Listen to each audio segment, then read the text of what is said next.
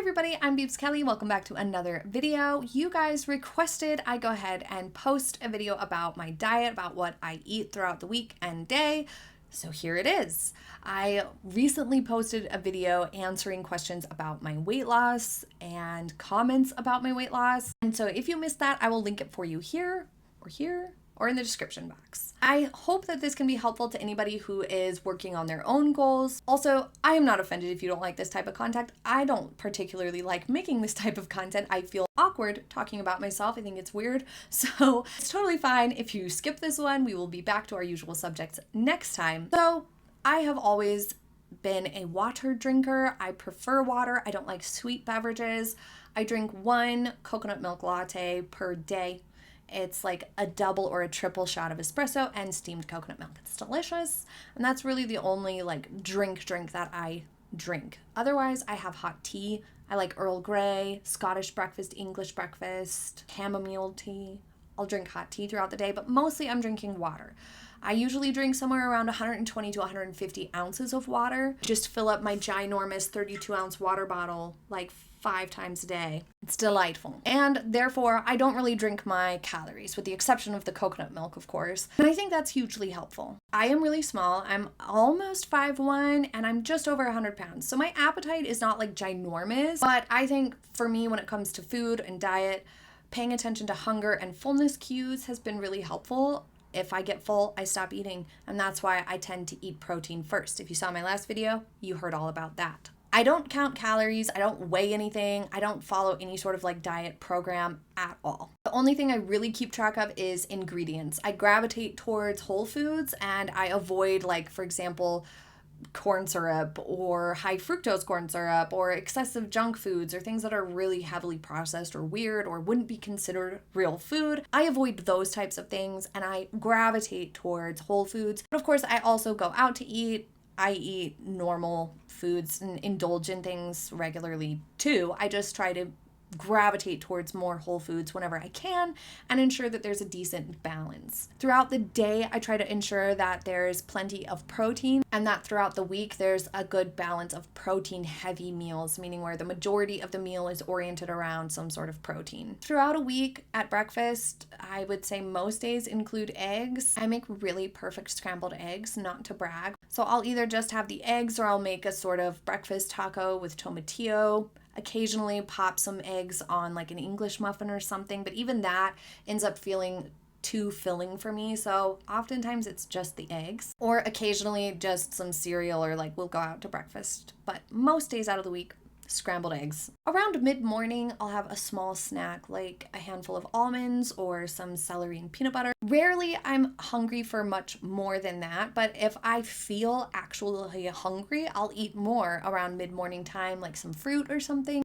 At lunch, if I'm not hungry, I'll just eat something small and nutritious to get some nutrition in, like some vegetables, some cheese or some protein of some sort, a small salad, something sort of whole food that will give me nutrients because I'm not hungry, but I know I should probably eat something around lunchtime. If I do eat lunch, oftentimes I find I'm not hungry for dinner. So usually lunch is pretty small for me.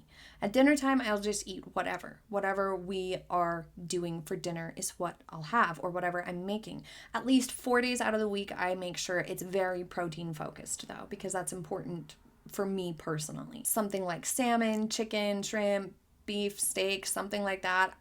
Protein focus is key. And moderation is key. An obvious, annoyingly predictable thing to say, of course, but really, especially once you've reached your goals or whatever, and you're just maintaining, having some of your favorite foods or treats, having dessert once in a while is important to be able to stay where you're at and not feel like you're restrictive all the time, I think, personally, in my opinion.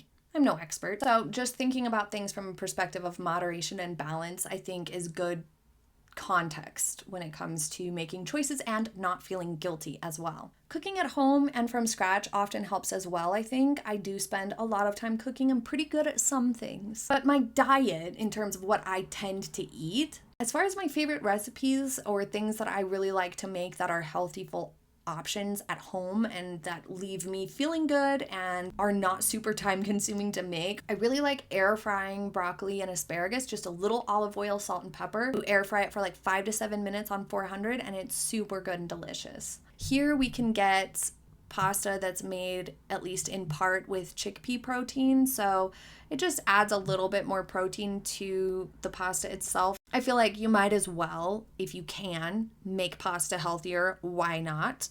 Okay, so I wanted to just pop back in and share just a couple more points on this. When it comes to diet, obviously, like, just being practical and smart and balanced and intelligent about it makes a huge, huge difference. And that's where I came from. I've never been a fan of crash diets because they don't tend to work, just like crash exercise courses or crazy things don't tend to work either. It's all about those little changes and habit shifting that can really last and be sustainable, because health and diet or fitness is all about lifestyle in terms of the little things that you do in the background that sort of give you that foundation where weight loss can occur easily. So for me, I do cook a lot at home and I do spend a lot of time cooking at home. So finding healthy meals to fix that are not super time consuming is really, really important. And as I said, I have a secret scrambled eggs recipe that's really amazing. I know it sounds lame, but it's not. Italian chicken or chicken parmesan, sometimes with pasta or gnocchi, but sometimes just alone. I buy protein pasta, as I said, that is a huge difference. Just little things you can do help support your goals do make a difference, even if it seems like a tiny little change. Riced cauliflower, stir fries, and things like that. Riced cauliflower is a lot tastier than it sounds. I'm surprised too. I make a curry style or a spicy Cajun style pasta and can add in lots and lots of different vegetables and proteins. Chicken, mushrooms, peppers, onions, all the things. Even spinach is delicious in those sorts of saucy pastas that are a little bit spicy. Shredded chicken enchiladas or tacos. Breakfast, shrimp, regular tacos, all the tacos. Chicken and pepper quesadillas. These are very good, very easy to make, and kid approved. I'm able to make them for my whole family, most of them. And they're high protein, they're healthful, they're easy to add in more like vegetables and proteins and up that protein, and they're relatively quick for me to make. So those are just some ideas, because like I said, it really comes down to those little changes and little things, but it can feel really overwhelming when you're wanting to make changes. So just start with little things. Start buying protein pasta if you have access to it, or vegetable pasta instead. Start adding in a vegetable to one of your favorite dishes. Just do it. And eventually everybody in the household who you're cooking for too will start to like it also. And then it'll just help you with your goals and help you on your way.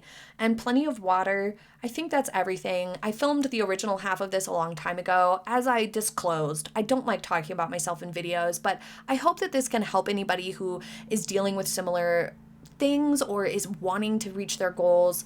Don't give up on it. Stay consistent. Make the little habit tweaks that you can really sustain, and you'll get there. I hope that this was helpful to any of you who were curious, and you can leave any questions in the comments. Thank you so much for joining me for today's video. I hope you have a happy day ahead, and I will see you next time. Bye. Bye.